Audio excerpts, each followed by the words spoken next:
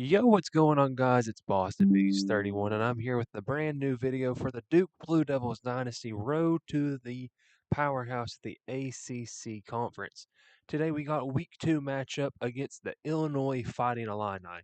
Let's do a quick recap of recruiting and see what's changed from Week 1 to Week 2. Alright, we've got it sorted here by interest status. We've got Debichige, I think that's how you pronounce his name, I could be butchering it.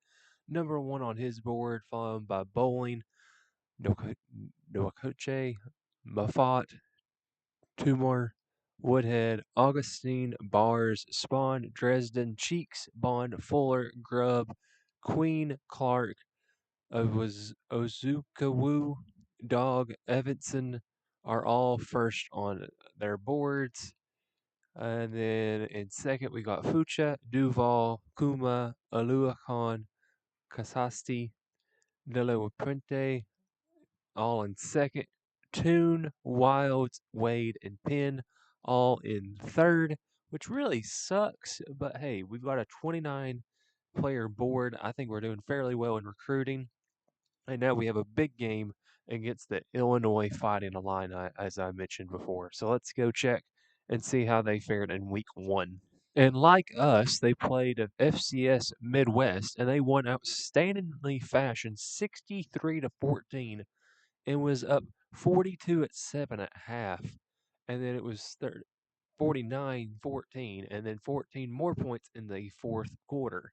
Does not track any stats for FCS Midwest, which sucks. But Luke Altmaier threw for nearly 300 yards, 25 out of 33, 75% completion percentage. Had a crazy rushing outlook on the day. 124 yards for Laufrey, 90 on the ground for Altmaier, and Fegan 57.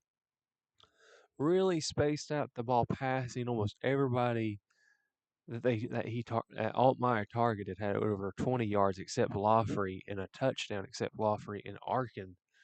But man alive, did they give up any sacks? They did not give up a single sack. They had one pancake the whole day. Their leading tackler was Caleb Patterson, their 84 overall starting cornerback. Any picks? Does not track any picks because it does not track any stats for FCS Midwest. But a big game for us on the menu today, as again we got the Illinois Fighting Illini. Very overalls are very similar. Let's go ahead and look and see what jerseys we can wear. We'll wear again the white, blue, white, and then for them we'll give the actually let's go with a blue bottom today. Let's wear the blue pants today, and then for them the orange helmet, white jersey, white pant look.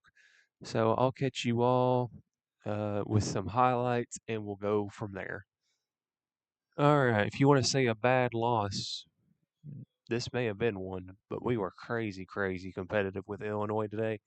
We allowed 27 points in the first half and then came roaring back and only lost 37-35.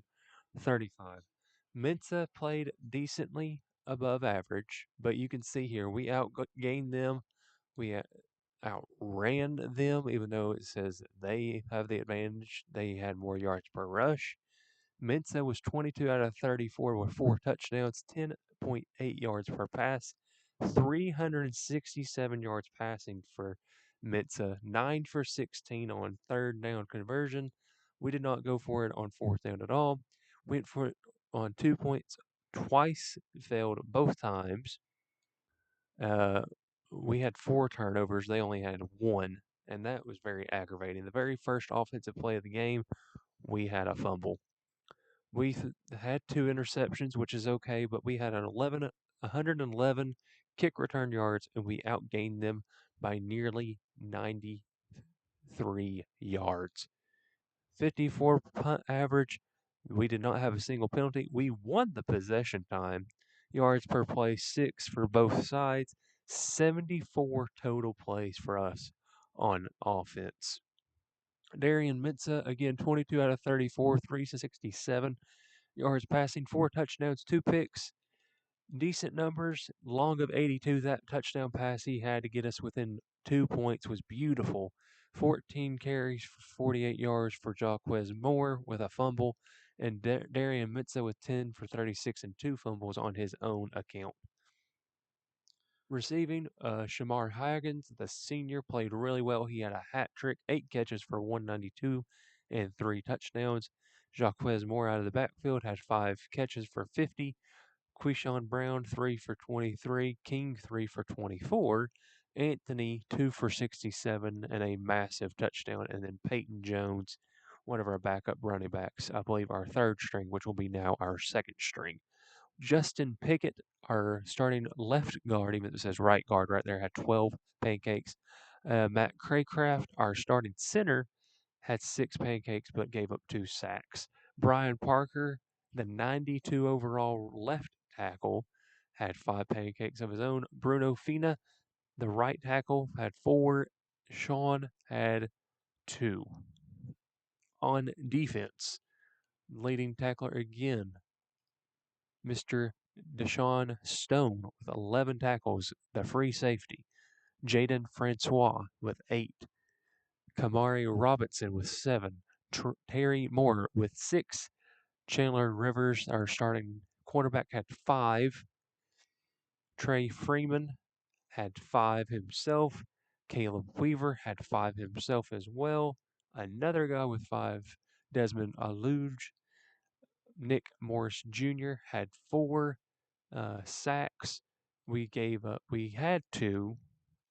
We did not have a pick. Did we have any deflections today? We did not. Did we have a forced fumble? We did.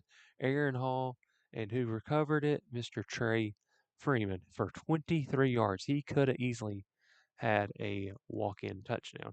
Now the stats for Illinois. Congrats to them for getting the big win here in Durham, but we overall outplayed them in the second half. Luke Altmaier, 21 out of 33 for 308 yards, 4 touchdowns, no interceptions. Aiden Lafrey, 24 for 128, but we kept him out of the end zone, so that was very, very promising on our part. Altmaier had 5 for 5, and he had a fumble. Caden Fegan had 1 for -4. Ellen Hudson Clement, 1 for 5, and Dixon 1 for 2. Receiving, they outplayed his receiving, honestly. I don't know how Justin Bowick does not have an ability in this game. Colin Dixon, 4 for 124 and a touchdown. Mario Sanders, the second, 4 for 38. Also, same for Mr. Hudson Clement, 2 for 13 for Loftley. And Arkin, they're tied in 1 for 4. Blocking stats for them, they had a lot of guys come in. Well, they ran a lot of RPO, so that's how they get some of their stats. Looks like they did have an injury. I did not catch. Their starting right tackle or left tackle, J.C. Davis, left the game with an injury. So that is not good for them.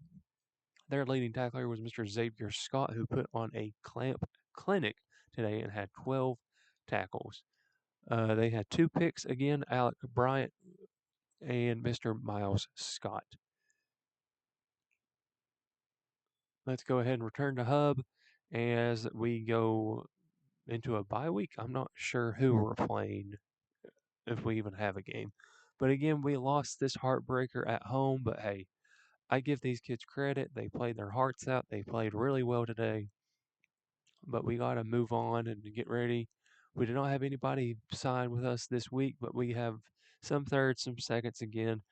Championship contender went down. That doesn't matter. Program tradition. We need to get that back up, back in winning.